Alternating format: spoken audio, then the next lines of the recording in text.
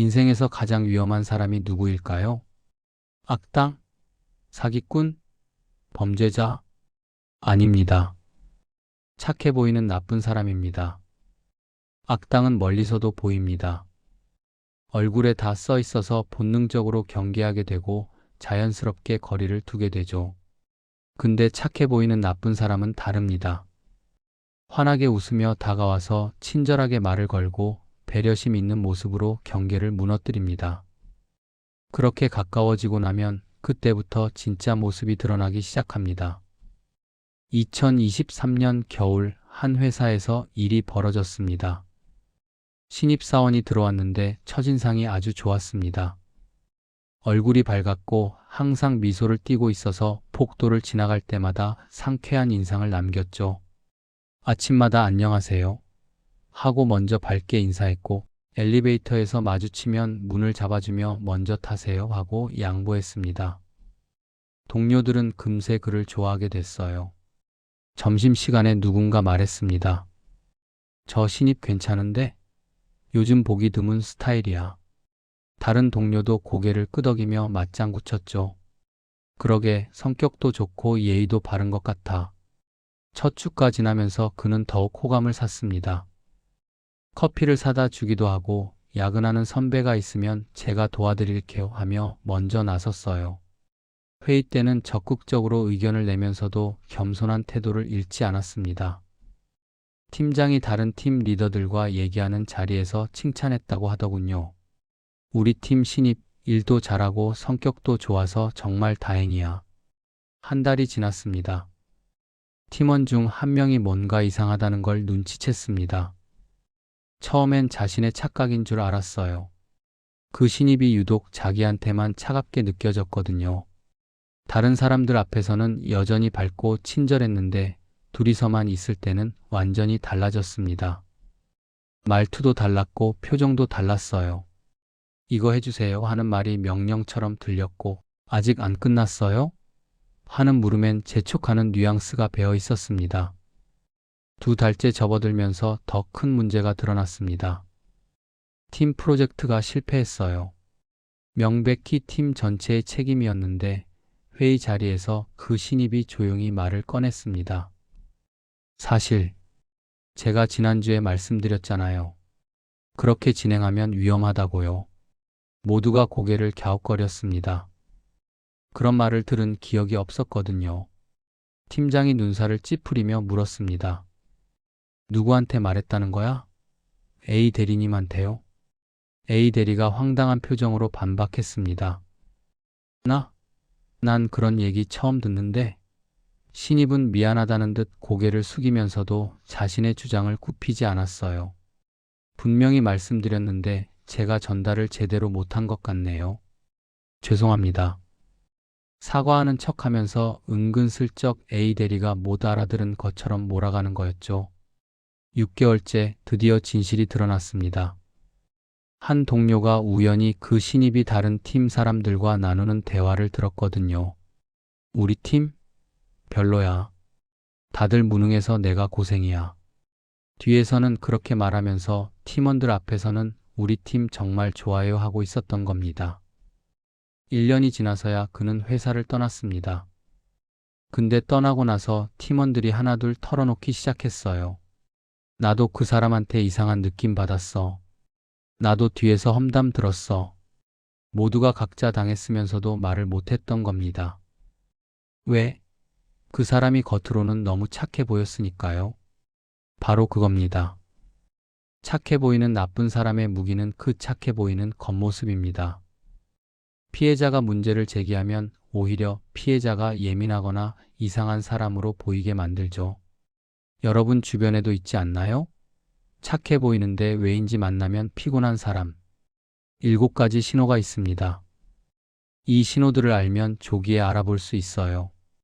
오늘은 착해 보여도 만나면 안 되는 사람의 7가지 신호를 알려드리겠습니다. 지금부터 시작합니다. 첫 번째 신호, 청중 앞에서만 착합니다. 괴테가 이런 말을 했습니다. 진정한 성품은 그 사람이 혼자 있을 때 드러난다. 위험한 사람은 어떨까요? 사람들 앞에서는 천사입니다. 친절하고 배려심 있고 웃고 칭찬하고 도와줍니다. 근데 둘만 있을 때는 완전히 달라집니다. 차갑고 명령하고 무시하고 재촉합니다. 이중적인 거죠. 믿을 수 있는 사람은 다릅니다. 누가 보든 안 보든 똑같습니다. 사람들 앞에서도 친절하고 둘이 있을 때도 친절합니다. 일관적이에요. 한 여성이 친구를 사귀었습니다. 그 친구는 모임에서 너무 좋았어요. 다른 친구들한테 잘해줬고 배려했고 분위기를 띄웠습니다. 모두가 그 친구를 좋아했어요. 여성도 좋아했습니다. 어느 날 둘이서 만났습니다. 카페에서요. 그런데 분위기가 달랐어요. 모임 때 그 밝은 에너지가 없었습니다. 말투가 건조했고 표정이 무뚝뚝했어요. 여성이 신나서 얘기하는데 핸드폰만 봤습니다. 응, 그래 하며 대충 대답했어요. 이상했습니다. 다시 모임에서 만났습니다. 그 친구가 완전히 달라져 있었어요. 밝고 재밌고 에너지 넘쳤습니다. 아, 저번엔 컨디션이 안 좋았나 보네. 그렇게 생각했습니다. 또 둘이 만났습니다. 똑같았어요. 차갑고 무뚝뚝했습니다. 패턴이 보였습니다. 사람들 앞에서는 한 얼굴, 둘이서는 다른 얼굴. 여성은 거리를 뒀습니다.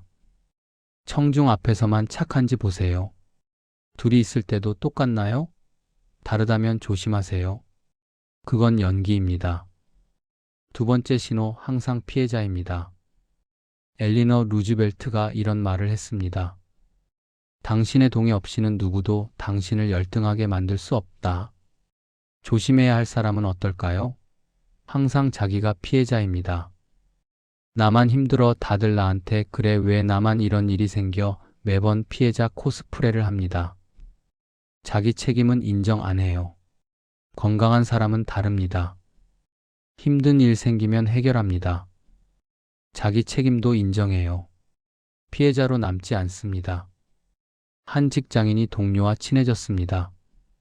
그 동료는 늘 힘들다고 했어요.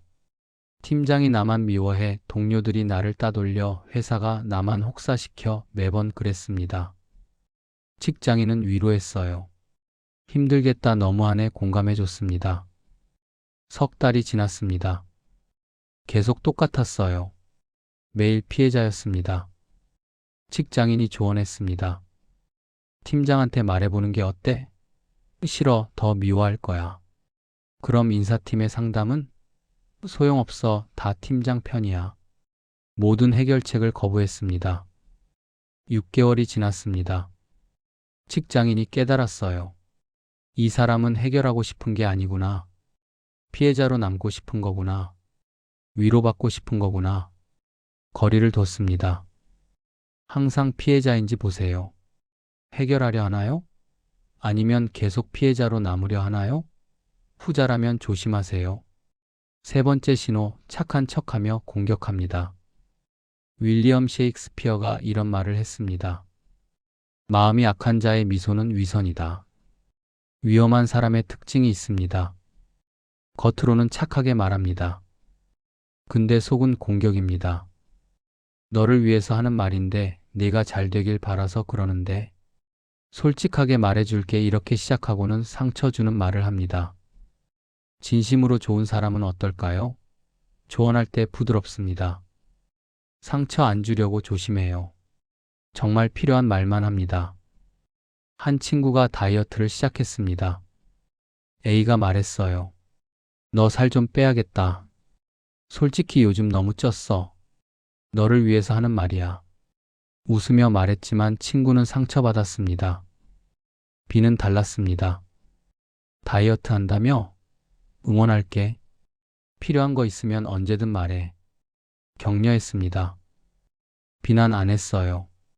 착한 척 공격하는지 보세요.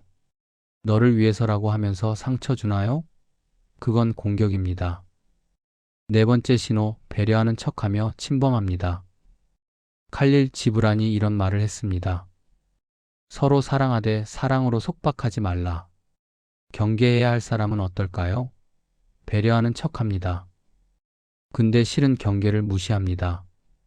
내가 힘들까봐 내가 대신 할게. 너 혼자 결정하기 어렵지? 내가 정해줄게. 내 생각은 알아. 근데 이게 나 배려가 아니라 통제입니다.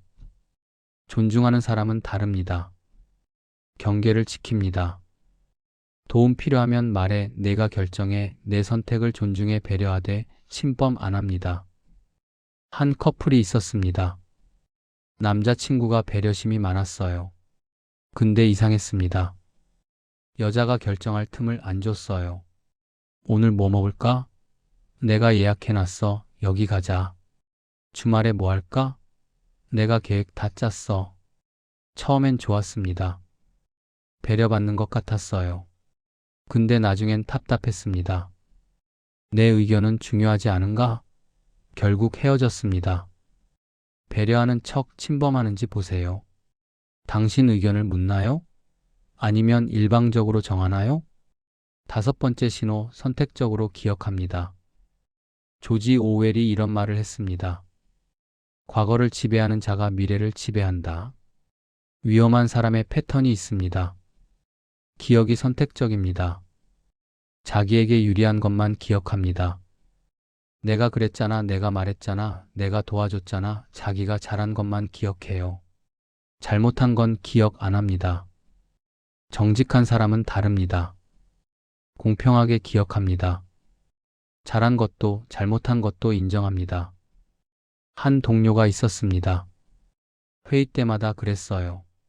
제가 그 아이디어 냈잖아요. 제가 먼저 말씀드렸죠. 자기 공로만 기억했습니다. 근데 실수했을 때는 제가 그랬나요? 기억 안 나는데요. 그건 팀 전체 결정이었잖아요. 책임은 회피했어요.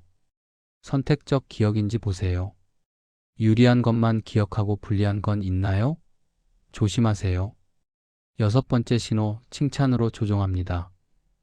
벤자민 프랭클린이 이런 말을 했습니다. 사탕 발린 말보다 진실된 충고가 낫다. 조심해야 할 타입이 있습니다. 칭찬을 많이 합니다. 근데 그 칭찬에는 목적이 있어요. 뭔가를 시키기 위해서입니다. 너는 이걸 제일 잘하잖아. 이것 좀 해줘. 너밖에 없어. 부탁해. 칭찬으로 포장한 부탁입니다. 진심으로 칭찬하는 사람은 다릅니다. 조건 없이 칭찬합니다. 대가를 바라지 않아요. 한 직원이 상사한테 칭찬받았습니다. 자네는 정말 능력 있어. 우리 팀에 없어서는 안 될 사람이야. 기분 좋았어요. 근데 바로 이어졌습니다. 그래서 말인데 이번 주말에 급한 일이 있는데 나와줄 수 있나? 칭찬이 부탁의 서론이었던 겁니다. 매번 그랬어요. 칭찬 부탁. 패턴이었습니다.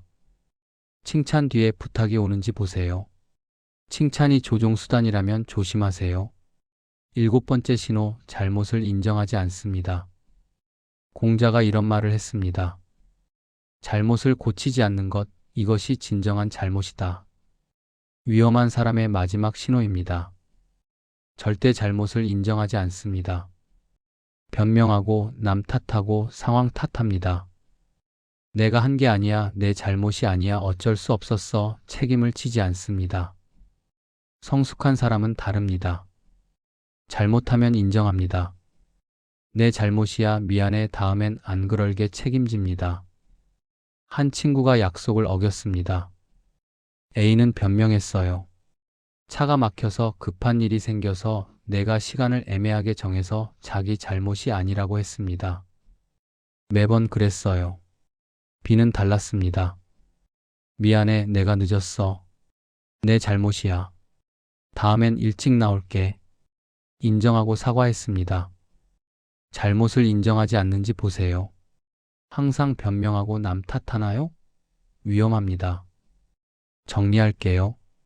착해 보여도 만나면 안 되는 사람의 7가지 신호입니다.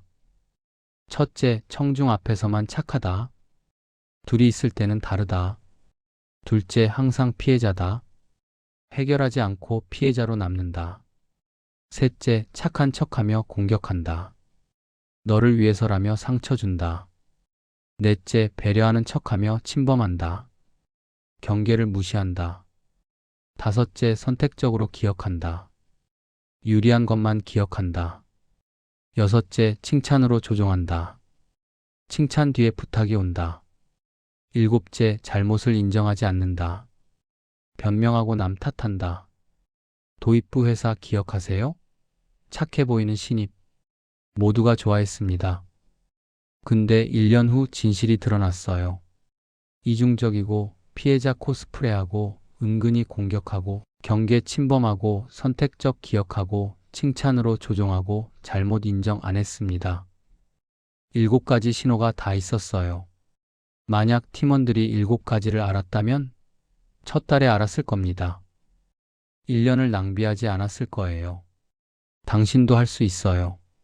7가지를 기억하세요. 새로운 사람 만나면 관찰하세요. 7개 체크하세요. 하나라도 해당되면 조심하세요. 2~3개면 거리 두세요. 대부분이면 멀리 하세요. 착해 보이는 게 진짜 착한 건 아닙니다. 표면이 아니라 행동을 보세요.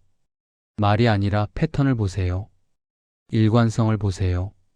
좋은 사람 만나세요. 시간 낭비하지 마세요. 마음 다치지 마세요. 7가지만 체크하면 됩니다. 당신의 인생이 달라질 겁니다. 다음 영상에서 뵙겠습니다. 감사합니다. 바른 라디오였습니다.